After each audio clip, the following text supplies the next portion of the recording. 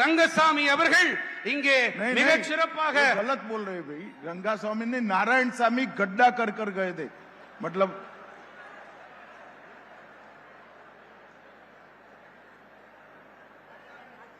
ये सुराना समझाओ भाई।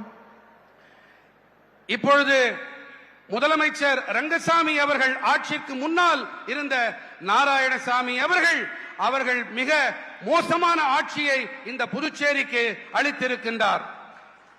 5 साल तक कांग्रेस सरकार ने यहां पर भ्रष्टाचार और एक प्रकार से अव्यवस्था का माहौल बनाया था। அந்த மோசமான ஆட்சியை அளித்த அந்த 5 ஆண்டுகளில் இங்கே ஊழல் மட்டுமில்லை, இங்கே அமைப்புகளும் சரியாகவே இயங்கவில்லை, சீர்கேடு உச்சத்தில் இருந்தது।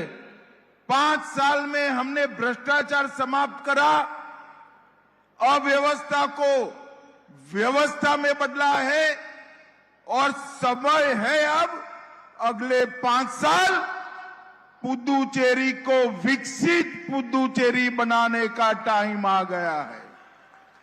இந்த கடந்த 5 ஆண்டுகளிலே நாம் சட்டம் ஒழுங்கையும் சீர் செய்திருக்கின்றோம், அமைப்புகளையும் மீள் நிர்வாகம் செய்திருக்கின்றோம்। அடுத்ததாக நாம் வளர்ச்சி பயணத்திலே அடுத்த ஆண்டு மேலும் பயணித்தாக வேண்டும்। मित्रों, अगले 5 साल हम सब दृष्टि से पुदुचेरी को विकसित बनाने का संकल्प लेकर आगे बढ़ रहे हैं।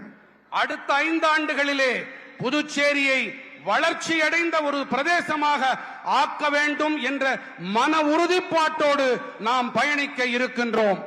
पहले समय था पुदुचेरी के फैसले दिल्ली के दरबार में गांधी परिवार लेता था, अब पुदुचेरी के फैसले पुदुचेरी स्वयं ले रहा है।